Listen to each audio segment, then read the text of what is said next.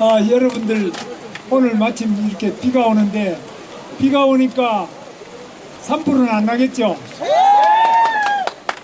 하여튼 비도 오는데 이렇게 나와주셔서 감사를 드립니다. 저기 우리 누님도 와 계시네. 예, 감사합니다. 여러분들, 동탄 시민 여러분들, 요즘에 어려운 점이 많으시죠? 지난번에는 이 화성이 정말 경기도에서도 가장 넓은 도시가 화성입니다. 그리고 서울보다도 약 한 1.4배의 바다도 있고 섬도 있고 국화도 있고 섬도 있고 또 모든 면에서 가장 아름다운 도시인데, 화성은 이 좋은 도시임에도 불구하고 여기가 지금 동탄 1, 2 신도시 1000만 평이 있는 우리나라 최대의 도시입니다. 분당의 약 2배, 분당의 2배, 일산의 2배가 넘는 엄청난 도시인데 아직까지 일자리가 많이 부족하기 때문에 서울로 출퇴근하셔야 되죠. 그래서 저희들이 이 서울 출퇴근하는 이 동탄 신도시, 여기에 물론 삼성전자도 일부 있습니다만은 거기 다니는 사람 많지 않고 이 내부에 일자리가 많이 있도록 한미약품의 연구소라든지 이 안에 볼보 이런 외투단지를 제가 조성을 해서 외국 기업을 여기 많이 유치했는데, 이 동탄 신도시를 하면서 국토부에서 주택을 짓고 공장을 밀어낸다 그래서 그럼 일자리는 어디 있느냐, 이렇게 이제 싸워서 만든 것이 바로 이 주변에 있는 외국인 단지, 볼보나 이런 외국인 업체들이 많이 있습니다. 그리고 또 한미약품의 여기 연구소 같은 경우, 그리고 고덕신도시도 마찬가지입니다. 고덕신도시도 당시에 주택 때문에 평택 미군기지가 이전하면서 고덕신도시를 했는데 거기에도 전부 집을 짓겠다고 해서 제가 그걸 120만 평을 땅을 받아서 국토부에서 농지나 이런 거 전용하려면 농림부 허가도 받아야 되고, 또 그린벨트 부분은 국토부 허가를 받아야 되고, 또 군사시설 옆에 있으면 국방부 허가를 받아야 되고, 굉장히 복잡합니다. 이거 하나 하려면 도장을 100개 이상 찍어도 될까 말까 한데, 그래서 제가 강력하게 주장을 해서 삼성전자를 유치하는데 6년이 걸렸어요.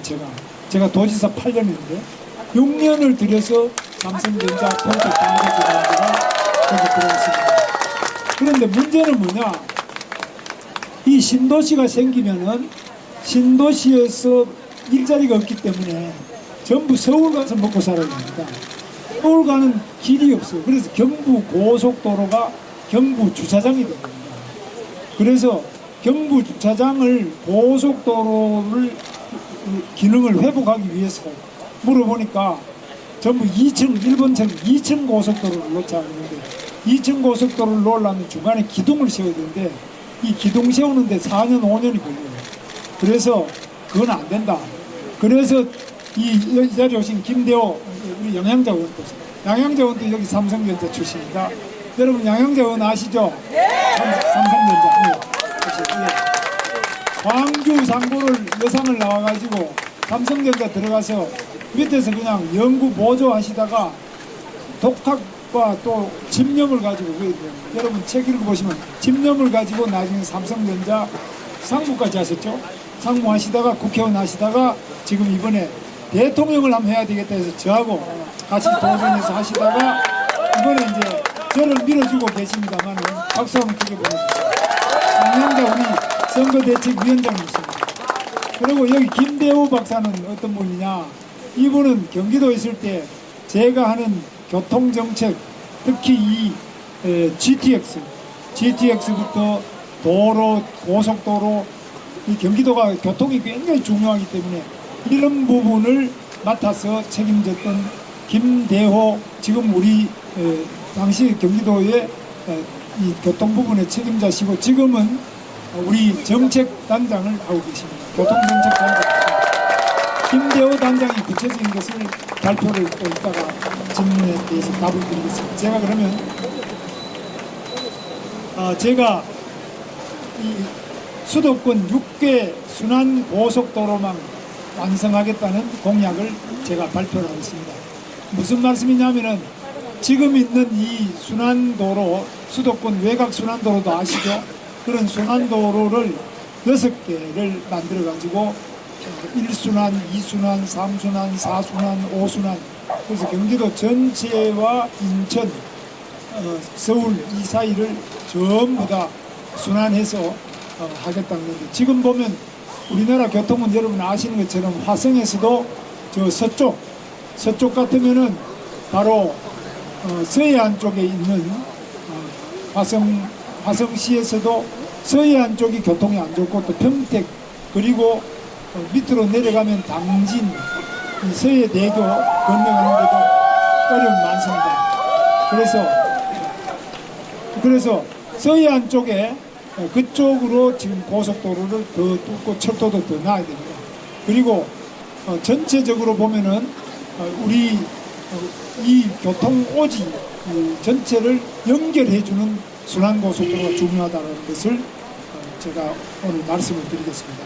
이건 제가 그냥 그린 공상이 아니고 우리나라 교통 전문가, 또 도시계획 전문가, 철도 전문가, 도로 전문가, 터널 전문가, 이 교각, 이 고속도로 세우는 데는 이 다리를, 높은 다리를 놓죠. 교각 전문가, 이런 모든 이 전기, 통신, 그리고 차량 전문가, 이런 분들이 전부 힘을 합쳐서 이 우리나라 도로를 만드는데, 도로와 철도 우리나라 수준은 지금 세계 최고 수준에 올라와 있습니다. 터널 타고 이런 거, 이 밑에도 지하 50m 이하로 내려가서 GTX가 있는데요. 이런 것들 전부 세계 최고의 시공 능력을 갖춘 우리나라의 건설 회사, 또 연구 기술진 힘을 합쳐서 이렇게 만드는데, 전 세계인이 우리나라에 와서 보고 전부 놀랍니다. 자, 수도권 6개 순환 고속도로망을 완성하겠습니다. 수도권의 인구 급증과 1, 2, 3기 신도시 건설로 교통체증이 심화되어 우리 국민들이 고통을 받고 있습니다. 일부 구간은 도심 인근을 고가도로로 통과해서 소음, 경관 훼손 등 생활환경 침해가 심각합니다. 기존 순환망을 지하로 뚫어서 지하로 집어넣고 기능을 또 보강하고 신규 새로운 축을 또 만들어가는 것이 시급합니다. 1축, 수도권 1축합니다. 1축이 여기 지금 하시는, 요게 1축입니다. 서울 바로 가장 가까운 데 있는 1축. 1축은 서울 내부 순환도로, 서울 가보시면 내부 순환도로가 위로 이렇게 있는데, 이 내부 순환도로 고가로 되어 있는 이 부분을 지하화하겠다는 것입니다. 이거는 뭐 어렵지 않아요.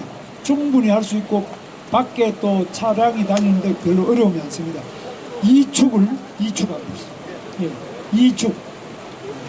2축을 보완하기 위해서 강변북로를 지하화하고 수도권 제1순환 고속도로와 연결을 추진하겠습니다. 저렇게 연결을 해서 강변 북로를 지하화하고 1순환이 지금 현재 있는 여러분 아시는 순환하고 연결을 추진하겠습니다. 3축은 신설을 하겠습니다. 3축 한번 보시죠. 3축은 이렇게 신설합니다. 이렇게 3축 신설을 위해서 서울 강남 순환도로와 수도권 제1순환 고속도로를 연결하겠습니다. 그렇게 연결하겠다는 거예요. 4축 보완을 위해서 수도권 제1순환 고속도로 일부 구간을 지하화하고 정체를 해소도록 하겠습니다. 그 부분을 지하화하겠다. 그 다음에 5축입니다. 5축 신설을 위해서 수도권 중순환 고속도로를 신설하고 1, 2순환 고속도로 교통 분산을 추진하겠습니다. 이 부분은 5축 수도권 중순환 고속도로 신설, 요겁니다. 지금 여러분 보시는 중순환도로. 현재 제1순환 고속도로 그거죠. 그 바로 바깥으로 중순환 고속도로를 만들겠습니다. 그 다음에 이것도 가져가세요. 그 다음에 6축 보완을 위해서 수도권 제2순환 고속도로 조기 완공을 추진했습니다. 제2순환. 이건 아주 보신 넓은데 제2순환도 한번 설명해 주시죠. 우리 김대호 박사가 설명하겠습니다. 2순환. 예, 제2순환 고속도로는 현재 263km 중 한 70%는 완공돼서 2032년이면 인천 경기도를 순환하는 고속도로가 되겠습니다. 그러면 우리 고속도로의 평균 지금 통행 속도가 낮은 곳은 특히 우리 부천 중흥이 40km밖에 안 됩니다. 여기 한 80km 이상으로 달릴 수가 있을 겁니다, 여러분. 예. 그래서 이 순환고속도로를 만드는 것은 이 교통을 분산하는 것이 굉장히 중요합니다. 이 다른 노선을 만들어서 분산을 시켜주면은 원래 막히던데도 뻥 뚫리고 새로 생긴 것도 뻥 뚫리고 이래서 전체적으로 뻥 뚫리는 그런 교통 상태를 만들어내겠다는 것입니다. 여기에 대해서 뭐 더 보완 설명하실 것은 김대호 박사님이 설명을 드리겠습니다. 우리 베이징에 가보시면 순환고속도로가 7개가 있습니다. 거의 2200만 명인데 우리 서울은 수도권이 2600만 명인데 지금 순환도로가 3개밖에 없어요. 그래서 앞으로 육순환도로 개통이 되면 수도권 교통은 뻥 뚫릴 것입니다. 예, 그래서 지금요, 여러분 이 동탄에 사시면은 동탄이 부족한 게 아직 많이 있습니다. 그래서 이 부분은 왜 이러냐 하면은 그동안 집이 부족하다고 해서 국토교통부에서 주택을 담당하고 있는데 도로도 철도도 다 국토교통부가 담당합니다. 그런데 이게 공무원들이 칸막이가 있어가지고 집 짓는 사람은 집만 자꾸 짓자 그러고 도로 뚫는 사람은 도로만 자꾸 하자 그러고 철도하는 사람은 철도만 하자 그러고 그래서 이게 협력이 잘 안 됩니다. 그래서 이제 지금 우리가 해야 될 것은 주민의 입장에서 어떻게 하든지 간에 도로와 철도와 집 이 모두가 다 연결되게 종합 개발을 해야 되는데 이게 잘 안 되고 있는 것이 우리나라 아직 행정의 문제인데요. 이런 부분에 대해서는 앞으로 더 개선토록 하고 오늘 마침 여기에 대해서는 뭐 더 질문 있으신 분들은 나중에 또 질문하시고요. 지금 이 우리 도로와 철도 부분은 제가 처음 발표하니까 GTX 처음 발표하니까 사람들이 전부 다 그 말이 안 된다. 땅을 그리 뚫으면은 그 공기는 어떻게 하느냐. 뭐 예를 들면 공기를 순환을 시켜서 산소가 충분히 공급되고 안에서 발생하는 차량이 빨리 달리기 때문에 발생하는 먼지 같은 것도 전부 다 해야 되는 이런 기술이 세계에 우리나라가 최고입니다. 터널 뚫는 것도 1등이고 또 이런 공기 청정하는 공기 정정 기술이나 환경 기술도 세계 최고 수준이에요. 그 다음에 철도의 차량 기술, 철도의 또 이 궤도, 철로를 까는 궤도도 우리나라가 제일 잘하고 만들고 또 신호, 차가 충돌하지 않게 미리 자동으로 차가 다닐 수 있도록 하는 이런 신호 기술 이런 부분에서 모두 세계 최첨단을 달리고 있습니다. 우리나라 교통과학 기술자들이 굉장한 속도로 올라가 있고요. 농업도 지금 우리나라가 세계 최고입니다. 여기 화성도 농업이 많습니다. 포도라든지 굉장히 농업이 많은데 이 농업 부분도 세계 최고 수준이고 이 반도체만이 아닙니다. 그래서 우리나라의 지금 기술 수준은 세계 최고 수준에 올라와 있고 시공 능력이나 이런 게 최고이기 때문에 이런 것들을 제대로 발휘할 수 있게 우리가 정치만 잘하면 되는데 정치는 여러분 아시는 것처럼 완전히 지금 엉망이 되어 있습니다. 정말 너무너무 지금 심해서 여러분 아시는 것처럼 이재명 후보가 자기가 감옥에 안 가려고 공직선거법을 고쳐가지고 허위사실 유포죄는 아예 그 공직선거법에서 빼버리다. 처벌을 안 받, 자기가 죄를 지어가지고 지금 1, 2, 3심에서 대법원의 파기환송이 돼서 유죄가 판결이 나기 직전인데 법을 바꿔서 그 공직선거법의 허위사실 유포죄라는 죄명 자체를 없애버려요. 이야, 이거 무섭지 않습니까? 전 세계에 이런 역사가 없어요. 그래서 이거는 일단 나경원 의원님이 판사 출신인 거 아시죠? 네. 나경원 의원님 판사 출신인데 이거 좀 말씀을 드리겠습니다.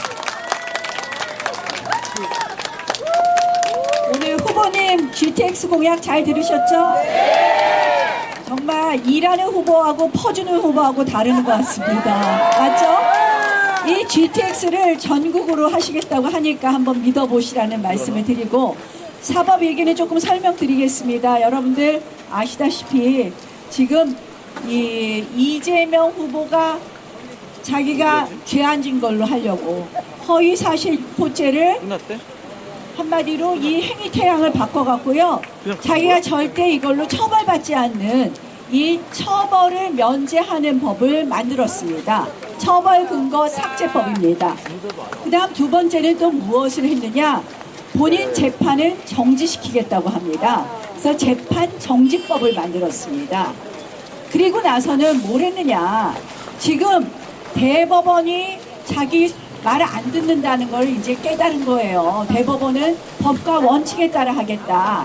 그러면서 지금 뭐라고 합니까? 어제도 깨끗한 법정, 깨끗한 법정, 이런 얘기를 합니다. 한마디로 사법부를 본인 발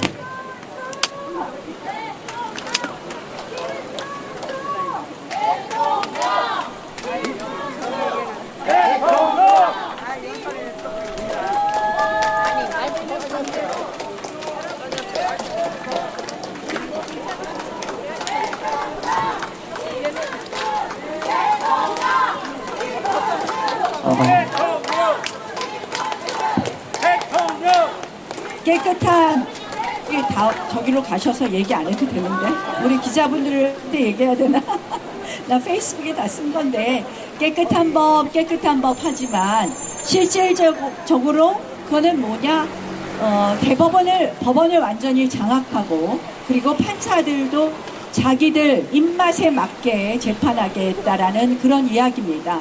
한마디로 이거는 사법을 장악하고 사법의 독립을 완전히 무너뜨리겠다는 것으로, 군부 독재 정권도 이렇게 이런 것을 성공한 나라가 없습니다. 저는 정말 무섭고 공포스러운 것이 이 법원을 마음대로 해서 본인들 민주당 입맛대로 재판하겠다는 건데, 검찰을 무력화한 것이 공수처법입니다. 검경 수사권을 조정하고, 이게 하겠다는 거기 때문에 우리가 모두 이 결국은 대한민국 헌법 체계를 부정하고 붕괴시키겠다는 이 민주당에 대해서 우리가 이번 선거는 반드시 헌법을 지키는 그런 선거의 의미도 가지고 있다. 그래서 우리 유권자 여러분들께서 여기에 대해서 명심하시고, 우리가 김문수 후보가 훌륭해서도이지만 헌법을 수호해야 되는 선거이기 때문에 꼭 같이 해주실 것을 부탁드립니다. 고맙습니다.